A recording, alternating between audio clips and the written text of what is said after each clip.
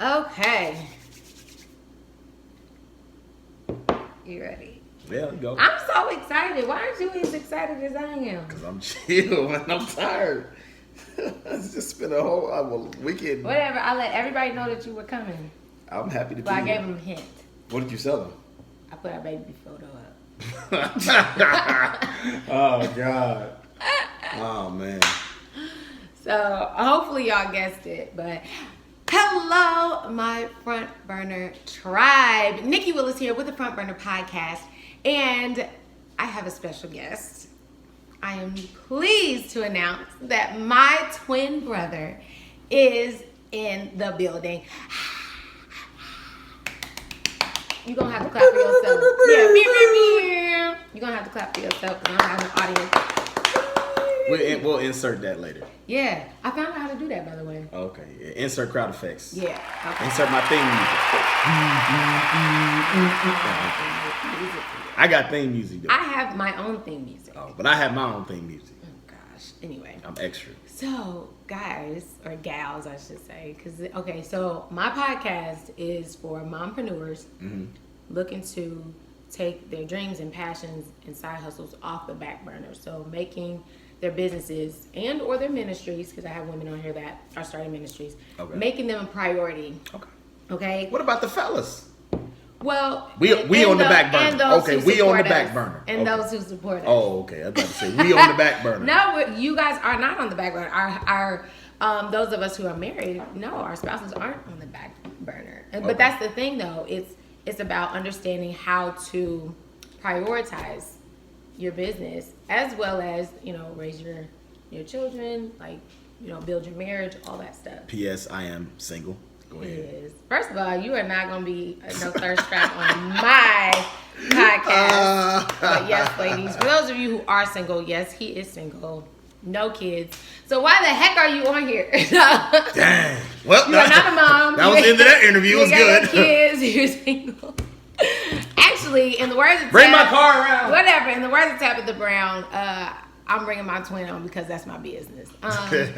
So that's why I have him on here. No, but when I found out that you were coming to visit me in Las Vegas, I was like, oh my gosh. That's right. I'm live in Las Vegas. Yes, he is in the flesh. We're not on a Zoom or anything like that. This is my actual twin brother who, besides my parents, has known me the longest. And so, yeah, I said... Her first roommate. Kicked her out first. No, I kicked you out. I kicked you out. Who came out first? You did. That's right. Therefore, I kicked you out. No. I had to blow that popsicle stand. I was ready to get up out of there. You was getting on my nerves. I had 5 minutes to myself. That's it. Never been. I had 5 minutes on this earth to myself. Never been alone since. Anyway, so yeah, my mom obviously had us first. So he's the oldest by 5 minutes. Then I came along and blessed the rest of the earth, and yeah, it's been great ever since. Okay, so let's get into it because I want to talk about a few topics. Okay. And for those of you mompreneurs who are like, what is going on? He's an entrepreneur too. So I wanted to talk a little bit about your entrepreneurial journey. We'll talk a little bit about what it was like, growing up with yours truly. And then we'll also kind of talk about how you and I have worked together. Because I think that's also kind of important. And it'll kind of illuminate a little bit more about me talking to this guy here. So... okay, you ready to get started? Let's go. All right, let's go. Let's go. Hey, ladies. Welcome to another episode of the Front Burner Podcast, where we help mamas take their dreams, passions, and side hustles off the back burner, put them on the front burner, make money, and manage their households. I'm Nikki Willis, a Christ follower, wife, mom of 3, and an entrepreneur who started with nothing but my kids' toys and turned it into a 6-figure business. I'm a self-proclaimed anti-supermom, and each week I'll challenge you with my stories, tips, hacks, and a little bit of humor to make sure you put yourself on the front burner. Why? Because the world needs what you've got cooking. So, honey, this is officially part of your me time regimen. Relax, listen up, and let's get started.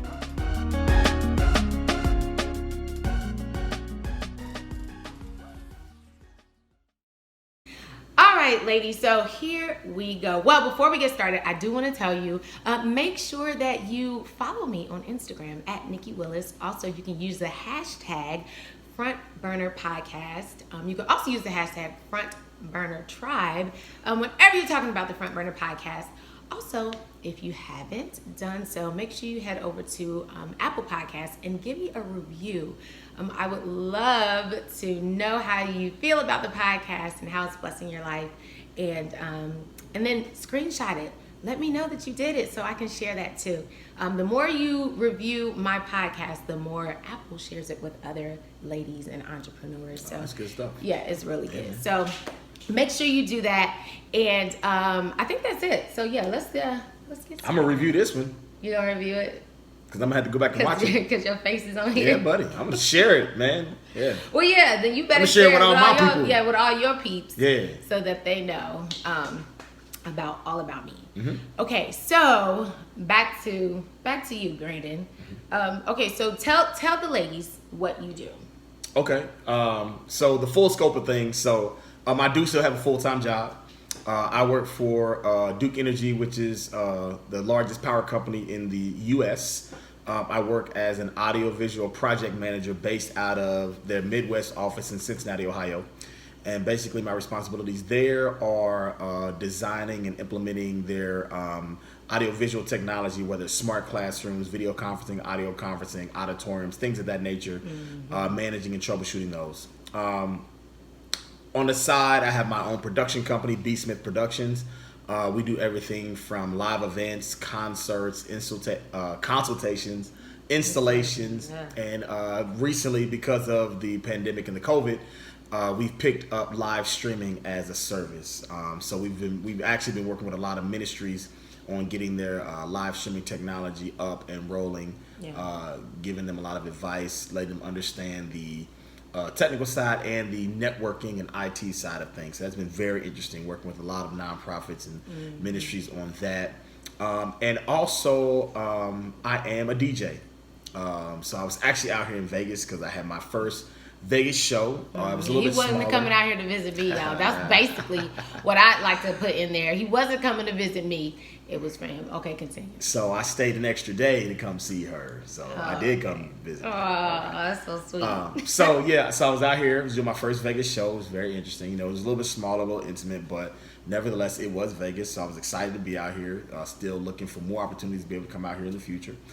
Yes. From the standpoint of a DJ, I tell people I'm your everyday party guy. Like when you book me, I just bring a party. And so building that brand, DJ B Smith, DJ B Smith 513 on all social medias. No, it's like I said, I love to bring an atmosphere where people are able to have fun, relax, and just enjoy themselves. So DJ B Smith is kind of the entertainment arm of B Smith Productions in terms of the structure of how my company is built and branded around. B. Smith Productions is devoted to making your dream a reality, and DJ B. Smith is the party king, the turn up guy. Yeah, you know. And I'm so proud of you. Okay, but you said something really, really key, which was what we had discussed in, not you and I, but myself and the ladies had discussed in previous episodes, which was about pivoting. So you mentioned something really important. You just started doing the streaming. Yes. Which was not a part of your business model and all that stuff. I was not really focused on video at all. Yeah. Really, it was audio. You were audio guy. Audio production company, but a full service production company that could implement lighting and video and streaming and all those other entities because I knew about it. I knew the technology. I do it for in my full-time job at Duke Energy. But in terms of B. Smith Productions, we had really no interest in investing in the video side of things, the streaming side of things. But when COVID hit, there are no concerts right now. You know, nobody's no festivals, no concerts. Installations have been reduced because people are trying to save money and things of that nature. And so really the only thing that was really flourishing was live streaming. Everybody was turning to the internet to get their message out. And so, when you started looking at different people's live stream, they just grabbing a phone and, low light and bad audio, and then, really a lot of ministries suffer because they didn't have the in-house knowledge and understanding. And so they're just going out there buying what everybody tells them to. And, they'll spend $10,000 and still getting $100 product. And so it's like, man, why do we have all this stuff that's not working well? How did you implement it? And, what was your target audience? What were you trying to do? Well, this is what we got it. What y'all went about it all wrong. So then the consultation and the installation started to take place. And so I was like, there's a lot of people that just need people to just come in and do it for them. I can do that. So, after looking at really the scope of what was needed, equipment, all that kind of stuff, I went to my board of directors and I said, hey, this is what I want to do. I want to move into live streaming. They said, nope. They shut that down. So I had to go back and I had to get some potential clients to say, hey, they already said like there's a need out here. Yeah, there was right? a need for it. So they were like, hey, if you do that and you present it a certain way, we'll use the business. So proof of concept. Yeah, proof of concept. Yeah, definitely before you made that big investment. Right. Well, so that was the proof of concept for the board. I had to give a proof of concept to the board because it was we were going to drop thousands of dollars in equipment, cameras, lights, streamers, video mixers, audio mixers. I mean, we had to buy the whole. What did I say when you called me about it? You said go for it, but I sure did. That's a lot of money, but go for it. Yeah, hey, it wasn't my money. Why not? It was my money. I was like, man, I'm the cheerleader side. I was like, go for it. Right. So after really, like I said, proof of concept involved really doing your research and understanding what equipment you were going to get, how you're going to get your return on your investment, how long that's going to take, all that kind of stuff. So that proof of concept to the board, I explained it to them. It was like, okay, where's the money coming from? I said, this is where the money's coming from. I had to put up my own money. It was one of the things where the company was like, we can, but we don't feel that that's a good decision right now. Where I was very passionate about it, so I was like, I'll put up my own money to fund all the equipment, all the initial purchases, and then I'll get my return. And this is how long I think it should take for me to get my return. And after I get my return, then the company can start making money. Yeah. And they were like, you know what? If you really feel that confident about it, you are the president and CEO. You can do it. And so pulled the trigger. And then, got the equipment in, did a lot of testing and dry runs. And then it went to proof of concept to the customer. And so then it was just a matter of, hey. Now you have to deliver. Yeah. So, I get the first customer. They're like, yeah, this is what we want to do. And I'm like, okay, this is how much it's going to cost. They're like, because it's new. Yeah. Nobody's People really going to spend money. Yeah, especially when, it's, like you said, something is new. Yeah. People don't understand what it's really going to cost or what it's really going to take. And then understanding, everybody's live streaming. So why am I going to pay you $500? I can just take an iPhone and do it the same thing. I said, well, let me do this. I'm going to stream it for you. And if you don't like the product, you don't have to pay me for it. It is what it is. And so, when I'm streaming it and they're looking at it and there's people in other cities and other states kind of like, oh my goodness, this looks so much better than normal. Then they're like, okay, yeah, we can't go backwards. We need to use you every time. Yeah. And so that was the proof of concept to the customer. And so then after that proof of concept to the customer, I've already got them bought in. It's like, we can't go backwards. That level of professionalism, we can't go backwards. Oh, yeah. And so then, we got that client, and then from there we started, really putting the packages together, branding it, and then sending that information out to other potential clients. And so the streaming business is, it's very, very lucrative, especially at this point in time. Yeah. Now I don't know how long it's gonna last, but I think, I'm gonna get my money back, and the company's gonna make money, by the time, we really get back to normal. But I think normal is never gonna be normal. The need for streaming is never gonna necessarily go away. Yeah. It may not be as imperative as it is now, because we're streaming everything from weddings to funerals to training sessions. I mean, companies that used to fly everybody into one place can't do that anymore. Yep. So instead of flying everybody over the course of a week, we'll fly in all the and this is the package I presented to them. You fly in the execs, you tape it, you live stream it, we'll record it, put it on a USB, and you can send it out. We'll stream it to your, company's website. We'll do all this so you can get all your training out the same way you would. You may not have the interaction, but once again, there are also key things that we can do around that, right, and changing that environment to make it more inclusive of those people that aren't physically there.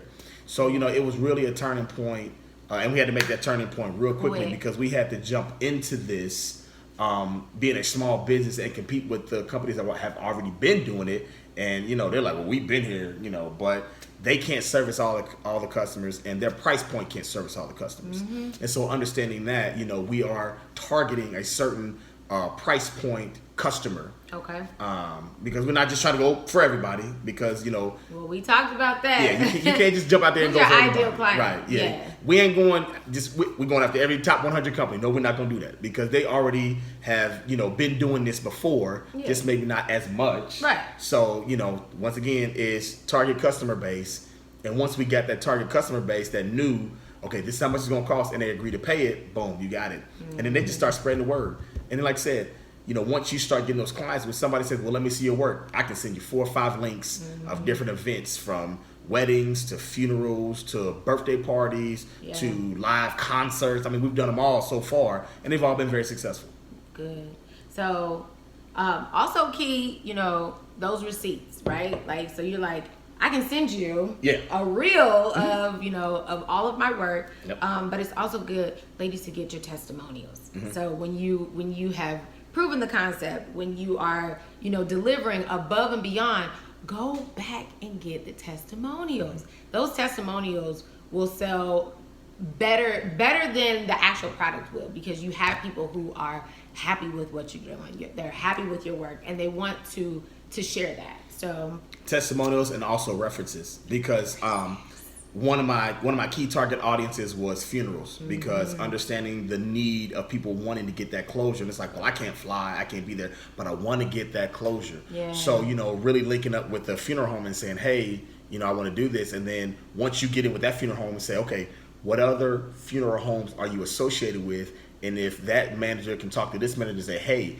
if you're looking for a streaming package that you can offer, here's what we've been using. And then that person becomes a reference. So I can go walk into any funeral home and say, hey, this is my package. This is how I do funerals. And we've also worked with this person who they know, who they trust, who they have some type of camaraderie or relationship with. And they can reach out to them and say, hey, have you worked with B. Smith Productions on streaming? They can be like, oh, man, yeah, they are excellent. They're on time. They do what they need to do. And I'm sorry, that's my alarm. Messed up my no, that's my workout alarm. I got to do my 50 push-ups and 50 sit-ups midday. I do it morning, midday, and night every day. We got to get these guns. He's trying to get chose. Ain't nobody worried about your muscles during my episode. That's right. That's right. Okay. So anyway, all good stuff though, B. You see why I'm so proud of him? Okay. So, and this is like, our conversations consist of business and cutting up. Is that pretty much? Yeah, pretty much. That's it. We pretty much talk about, okay, how you doing? You making money? Like, what are you up to? And then cutting up and like shooting the breeze and stuff. But so I've shared this with them before. You've always like, I would at least say, like, I know when we were 12, you were already doing what you love. Like, you were already in sound, and it had to. It was probably before that, but like, I remember, like, when we were 12, you were like in the sound booth in the back of the church, running sound. You were playing the drums, all that, and you have consistently done that basically all your life. Yeah. I haven't, in college, I had the college jobs. I worked at Finish Line. I worked at Home City Ice. I worked at Kmart and Kroger and all that kind of stuff. Remember, you were an RA. I was an RA. Yeah, I was an RA. Hey, it paid the bills, man.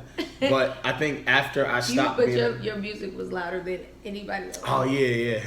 You want to put that on blast, though? Okay, fine. We want to put that on blast. Yeah, I was the RA, but I was turning up louder than everybody else, and I got rolled up as an RA. How about that? Let me rewind that and point it back at you. I got rolled up as an RA, and so that was not the job for me. That was so bad. Yeah, but hey, subsequent to that, after I got fired, and I had to move out of my RA dorm and move somewhere else, I was like, okay, that's not the job for me. So I ended up getting a job at the auditorium. You did. And I became a stage manager. And from there, I'm like, ooh, I like managing productions. This is fun. Yeah.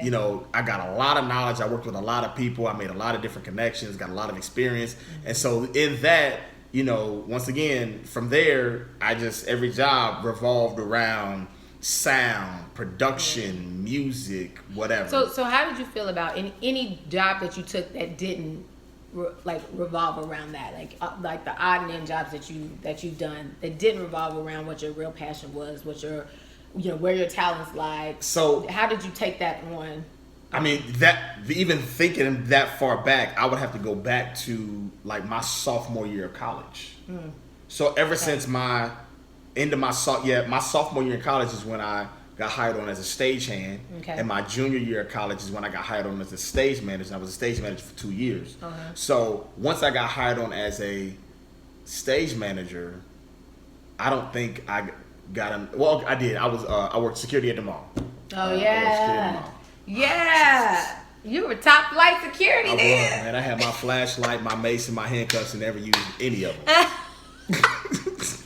Did you at least try to call the police at least once? No, I was just trying to hem up little kids for fun. Like I was that security guard. You was bullying I was bullying little kids because I had a badge. Yeah. Okay. Well, nothing. So yeah, you did that. Yeah. So that was really the only other job I had because I just did that when I came home, and other than that, I was still doing something. You always were doing. I was moonlighting as an audio engineer. Right. So I would come back. I was still working as an audio engineer at somebody's church or as an assistant to somebody.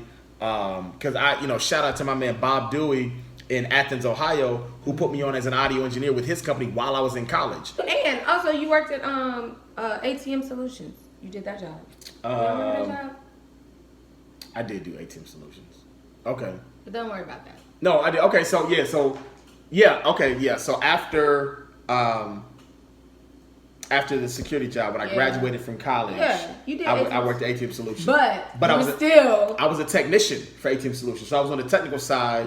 I wasn't necessarily delivering the money. Gotcha. I would occasionally collect some money here or there, but I was more or less going out fixing the machines from a technical standpoint. Gotcha. So you were still doing something. Yeah. So I think it's really important, especially those people who have found like what their passion is early on. But sometimes they might not necessarily be able to do that specific thing. Mm-hmm. You know what I'm saying? I think it's important to find different avenues, where you can develop your passion, where you can develop, your talents and your skills, so you won't lose it. You know what I'm saying? Like those people that are in those dead end, like feel like they're in those dead end positions, or feel like they're always going to be on a job that they hate.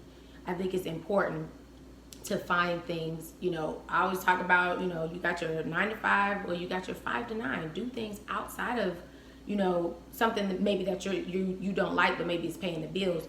Do the thing that you're passionate about outside of that. But see, the other thing people have to realize is your 9 to 5 pays your bills. Your 5 to 9 may not always pay your bills. Exactly. That's right. Because there was many a times where I worked for churches running audio for years, and it wasn't until, I started back in like 2000.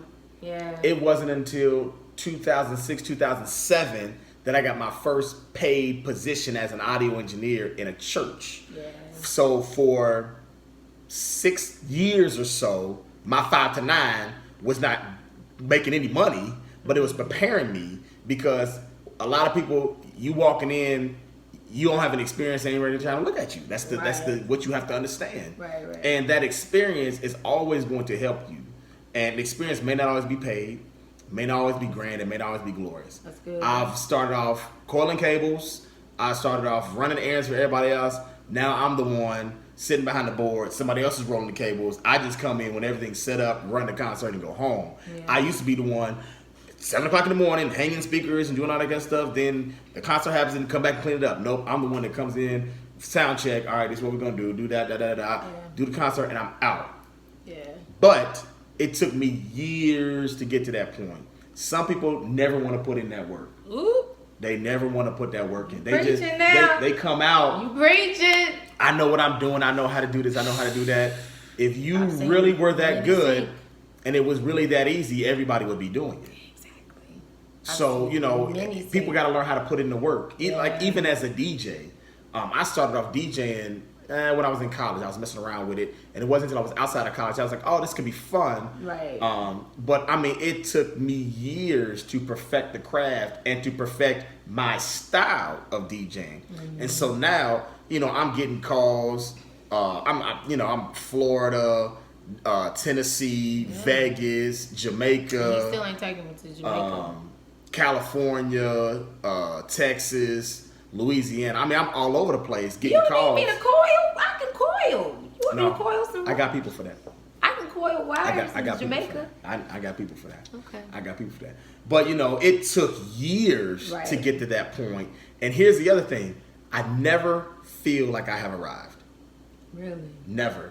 I don't care. I mean, I've done some of the biggest concerts. Lil Wayne, Young Jeezy, Young Dolph. I've done all the Migos. I've done them all. Yeah. Tank, Jeremiah. I You mean, never feel like I never feel like, oh, this is it. You know, I've DJ'd in I front of wonder 10 why that people. is. I've DJ'd in front of 10,000 people. I Yeah. never feel like I have arrived. Because the problem is, once you feel like you have arrived, then you don't challenge yourself. You don't work relax a yourself, little and you bit. don't improve yourself. yeah. You can only keep giving the same thing over and over again before people are like, all right, seen that, been there, done that. Especially in my Your field. field of entertainment. So whether you're in entertainment, whether you're in culinary, whether you're a speaker, whether you collected garbage, I mean, it doesn't matter. You still need to always be elevating yourself and improving yourself. And, you know, especially as an entrepreneur, you have to keep recreating yourself. You have to keep getting better because you have to offer better services. You have to be more efficient and more effective Yeah. because at the end of the day, that's dollars. That's the bottom line. Yeah. So, you know, if I'm DJing and I'm getting paid $1,000 to do this wedding, and the wedding itself is actually 4 hours, but it takes me 4 hours to set up and 4 hours to tear down, you telling me 12 hours and I'm getting $1,000 versus I only perform for 4 hours, and in that 4 hours they eating and cutting cakes, I'm only DJing for 2 hours. So I can DJ for 2 hours and make $1,000, but everything else, that setup time, is all cutting into my profit because I could be doing other things instead of doing that. So I have to become more efficient and effective in my methods and my techniques and my equipment, so I can say, all right, 2 hours of DJing, it needs to take me an hour to set up, an hour to clean up. Boom, I'm done. 4 hours. So if I'm there for that 4 hours, an hour beforehand and an hour after, boom, 6 hours and I'm done. 6 hours, I made $1,000 in one day. That's what my mind is. Talking about. That's what we be talking about all the time at the dinner table, y'all. So, okay. Ooh, this got a lot in it. Okay. So let's talk about let's talk about what it's been like. Let's talk about what it's been like growing up with me. Let's change the subject a little bit. Now, be nice. This is my podcast, and I will edit how I please. Hey, y'all, if this edit and it looks like this, all of a sudden I'm like that, she edited something. I sure did. Because I don't make quick moves like that. All of a sudden I'm like this. I don't work like I that. will edit it how I please, but If all of a sudden my shirt color changes, yeah, she edited that. we will do this again if it's not right. No, I'm just kidding. But so growing up with yours truly, how? Okay, well, first of all, this is a real question. Okay, do you remember what my first business was? This is a trivia question.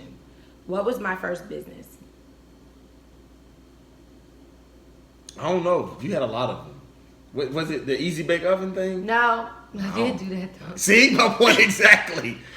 Well, I mean, well, yeah, we've always been entrepreneurial. I will give you a hint. 2nd grade.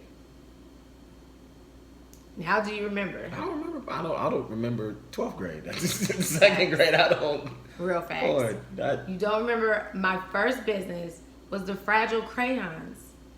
yeah. You were like my first employee. Yeah, I probably was. And my friend Amora, y'all were my first employee. Probably. I would take the crayon shavings and put them in the crease of the crayon box, and then I would have you sit on the crayon box and press it together and make Fragile crayons. I was selling them for like 25 cents. You don't remember that? How much was I making? That's the question. I was slave labor. Baby. I was slave labor. No, because slave labor. with my little company, we went bottoms up because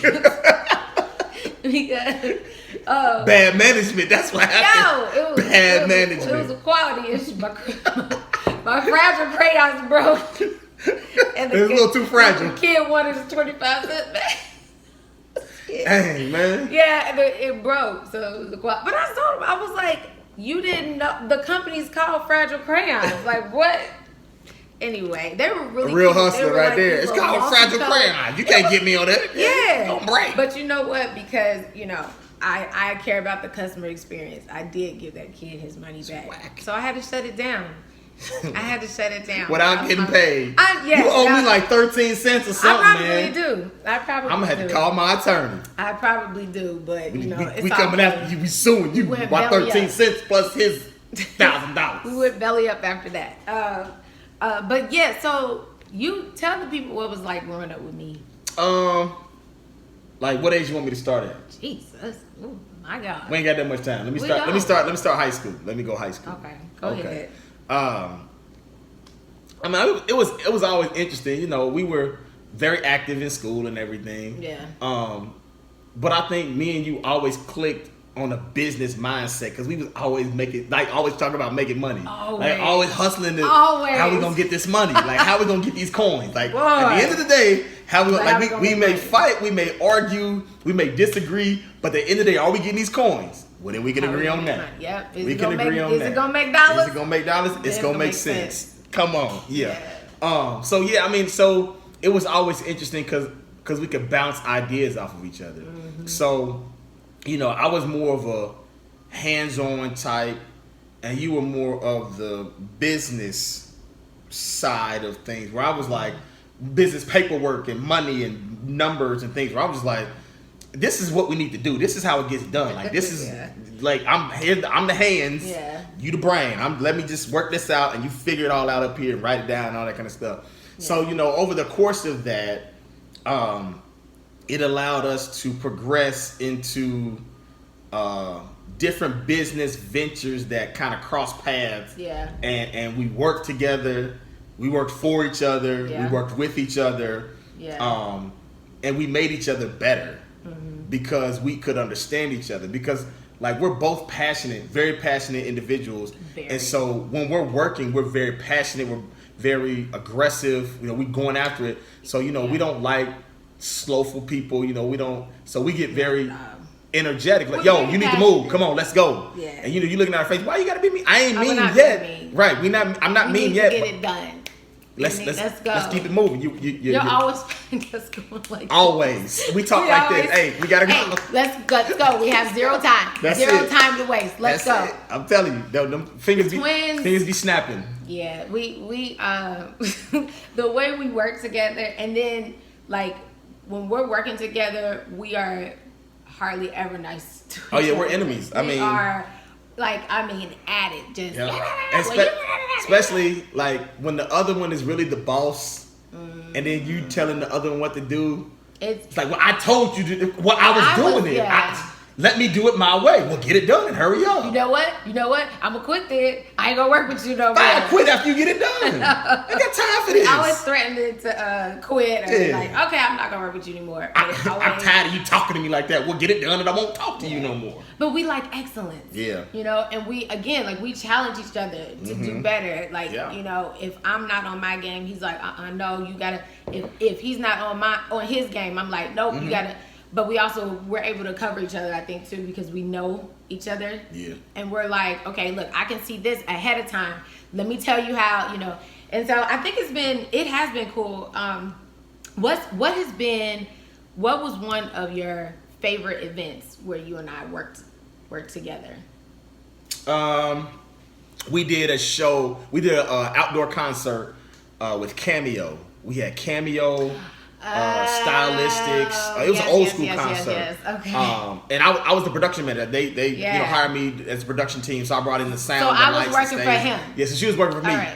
I was the production manager. She was my stage manager. So I was the big cheese. I was the boss, and she worked for me. Mm-hmm. And so, you know, I would be all around. I'd be going around, and I would come to the stage. Why is sound check not moving? Because I can't get this done. I need you to move sound check. Yeah. I'm trying. You're not trying hard enough. Let's go. Come on, Nicole. I ain't got time for this. This is money. The door's open at a certain time. I gotta have these people off the stage. Oh man. Yeah. Who was it though?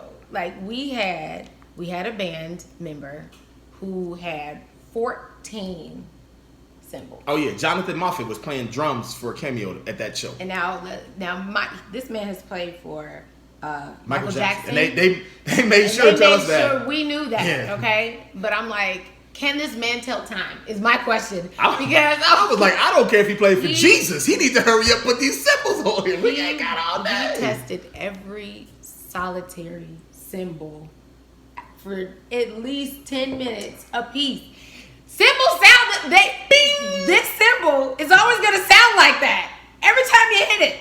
Every time. I was like, Lord Jesus, Nicole, you gotta that get this man. move. Well, I knew I couldn't do it because that's the thing. And here's the compliment part right here. So I'm like, I have got to get this schedule moving, my Lord, because I got transportation and I don't coming believe in being late. and all I this believe in kind being of on stuff. time. So I'm like, okay, I said, Nicole, you have got to get this under control.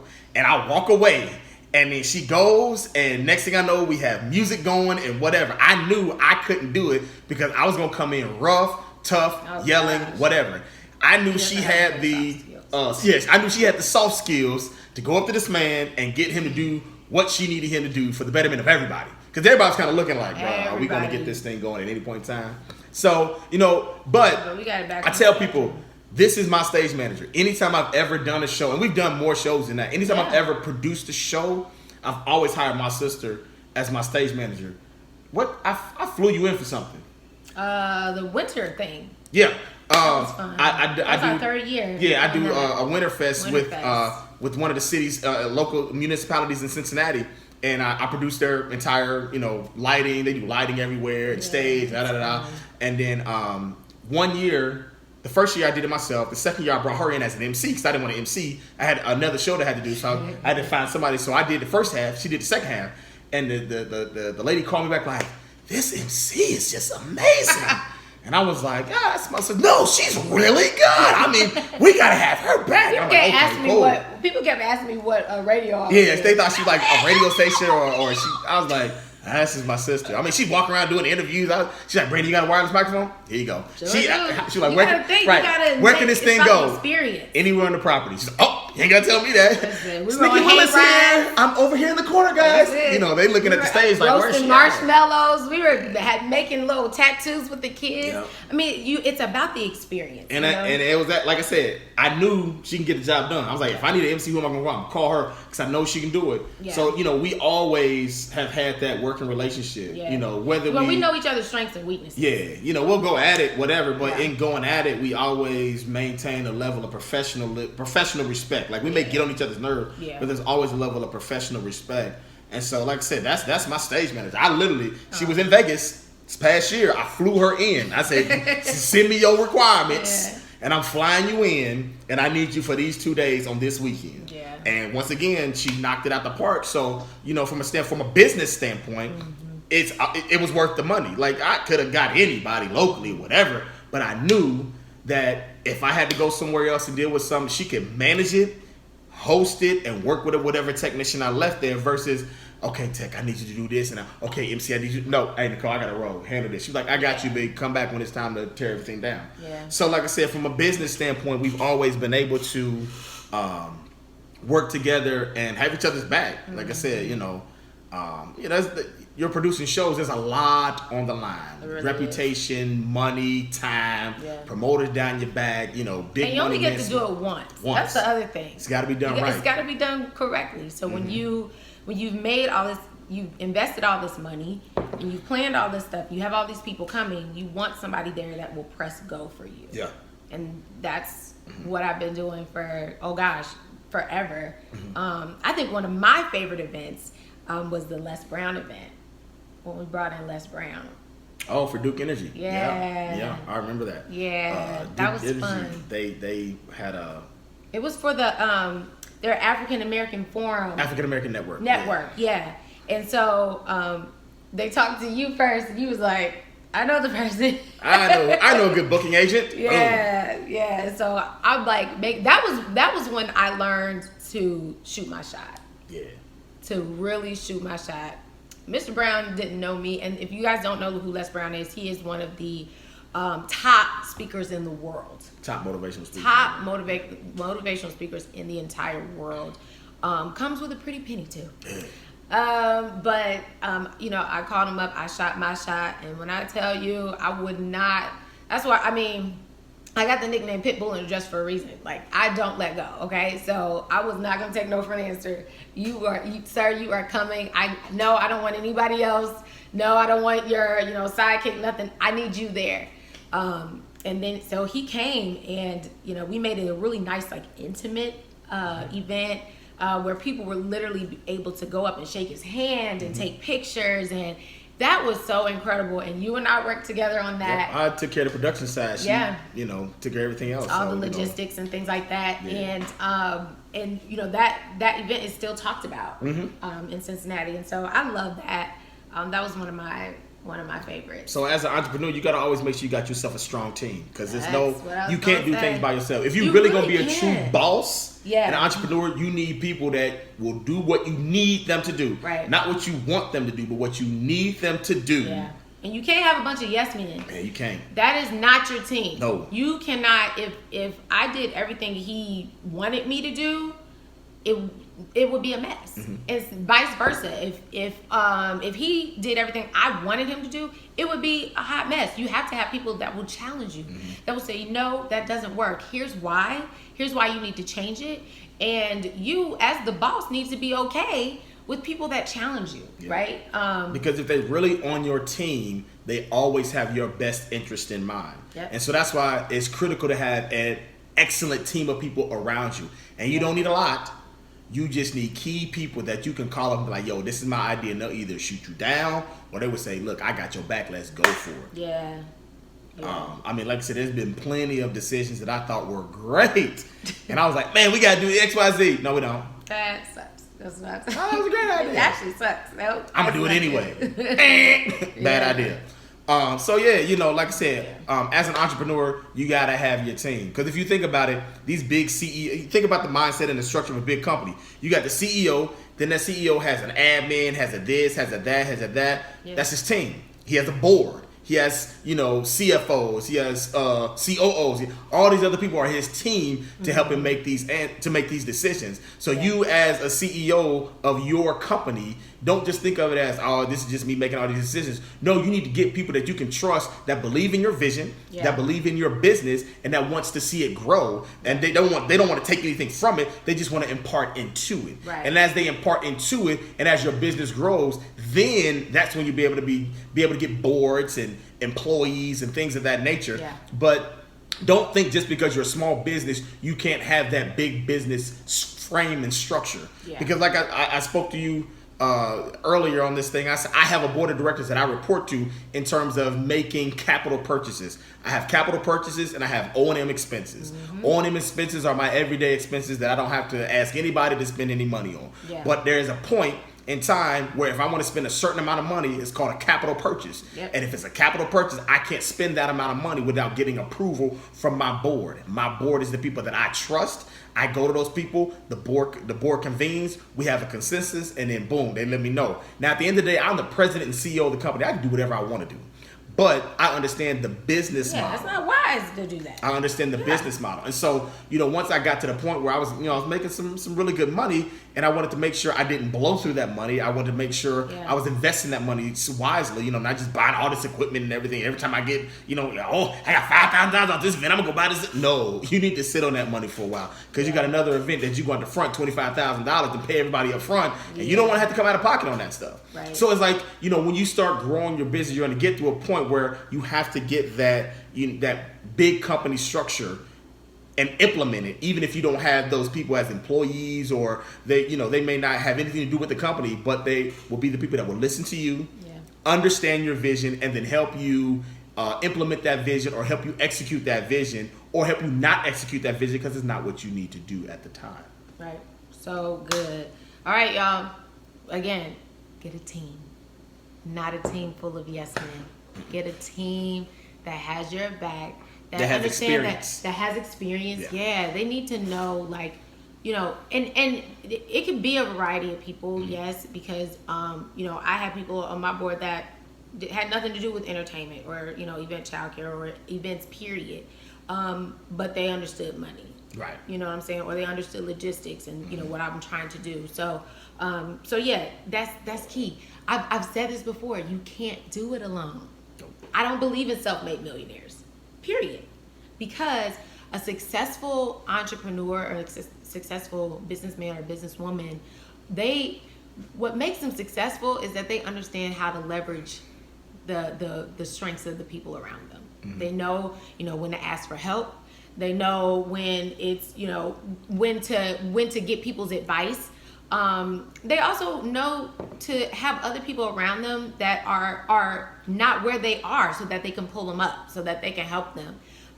That's one of the things that I've seen you do is, you always have like a mentor around, or a mentee around you. Yeah, absolutely. Yeah, talk about that a little. As a African American owned, male owned business, there's not a lot of us around that are easily accessible and that are willing to reach and teach.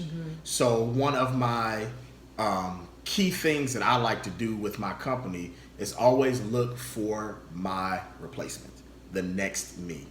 As I was growing up, there wasn't really anybody that I could look at and say, oh, this is a business structure and production that I like or that I want or whatever. So in the course of all of that, I've thought to myself, in everything that I do, I always want to be looking for the next me. Who can I help? Who can I explain this to? Who can I do that to? Because I think it's very important that we look to our future. I'm not going to be doing this for the rest of my life. I'm going to retire. I'm going to sit on the board, and I'm going to be telling you no. I'm going to be telling you yes. Right. I'm going to be on the board. So I want to get to that point. So until I get to that point, I have to try and just foster a sense of leadership within the community, so that that kid can say, "Oh man, I want to do that." Oh, but well, let me show you how I did it. I'm not showing you how it can be done. Let me show you how I did it. You can get that information, and then you can take it and use it to help you. Because there's a lot of things I had to learn the hard way. I had to do it myself. I had to figure it out on my own, and it was rough. And so, a lot of the mistakes that I made, I don't want other people to have to make them, because I shouldn't have had to make those mistakes and learn that way. Somebody should have been there to walk me through it, and somebody should have been there to talk me through it and explain to me and show me. So in the concept of that, I'm always like, okay, who can I bring along with me? Who can I show? And plus, I be tired. I ain't trying to do all that work. Let these little kids do it. You're ridiculous. It's truth. I feel you on that. But I think it's key though, because we've always talked about lifting as we climb. We've talked about leaving legacies and all that stuff, and it's important to leave your legacy not just with your family. Like if you can pour into someone that's trying to get where you are. And you recognize that they can listen to you, they are attentive. That is so inspiring and empowering to see. I've seen so many amazing women who have started their businesses and who have grown their businesses and have even surpassed me, and that makes me so proud. To see the business acumen that they've developed, and to see just how they've been able to take their idea and grow it into something amazing. And I think that's what it's about. It's about making sure that you lift as you climb. For those of y'all who are just joining, go ahead. The other thing with that is you said something that was key. You said that you've seen people come and surpass you. You can't get jealous. You can't get jealous. I can't look and say, well, this person started after me. I showed them how to do it, and now they're doing better than me. You should first of all be proud that you've taught them what to do and how to do it, and they've been successful doing it. So that means you have a successful model. Look at your successful model and see how you can improve on yourself. I tell people I always want the student to be better than the teacher, because eventually the student will become the teacher. And so if you have that mindset, even if you surpass me in what you think you have surpassed me, you haven't surpassed me because I was never trying to get to that level. You're in your own lane, and you do well in your own lane. Exactly. So I think that's when the problem is when people start to look at, oh well, look what she's doing, or look what he's doing. Well, it's not even that, and then you over here focused on this person when your stuff is over here. And your stuff falling by the wayside. And falling off, and missing customer experiences and everything else. So See how we just get into these conversations and then it just gets. So for those of you who are just now joining, the male that you're listening to is my twin brother, Brandon Smith, the DJ, the business owner, the sound and audio engineer, the man, the myth, the legend. Yeah, I like that. Whatever. But it's been great. Thank you for joining me. My pleasure. I know you're sleeping. You probably want to take a nap. Yeah, That's man. always what you do in my presence. Look, man. He always takes a nap. I had a long weekend. I had a long Labor Day weekend. It was fun. Yeah. We partied. I'm ready to go to sleep. Yeah, I feel you on that. So anyway, tell everybody where they can reach you, where they can find you. www.bsmithproductions.com. That is the business side. Okay. The performer side, or the entertainer side, is www.djbsmith.com. Okay. I am DJ B Smith 513 on all social media. So that's Facebook, Instagram, Twitch, Twitter, Periscope, and Mixcloud. Okay. So Mixcloud, check me out. I got a lot of good mixes on there. Stuff you can clean your house to, stuff you can put on for a little party music if you have a party at your house and you can't afford to bring me live, you can have me there. Or stuff to work out too. Stuff to work out too. Yeah, I'm always coming out with new mixes and posting them on there, so it's a lot of good time. A lot of times, some of the sets I do in clubs and at shows, I'll record them and put them there.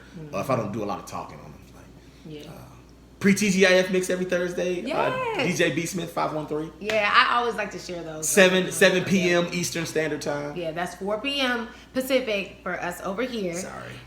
So yeah, we just kind of easing on out of that work day and it's your drive home. You got me. Yeah, we're on that. So thanks for coming. You're welcome. I love you. I love you too. I'm proud of you too. You're doing a great job. Thank you. Helping all the those entrepreneurs out there to get their dream out there and make their dream a reality. Exactly. Yeah. All right. Well, ladies, this has been another episode of the Front Burner Podcast. Make sure if you like this episode, give me a thumbs up. Obviously, we're on YouTube, so you probably watched the crazy banter that just went down. But also, if you are listening on Apple Podcasts or anywhere where this is streaming, I want you to give me a review. We need those reviews. We need those 5 stars, okay?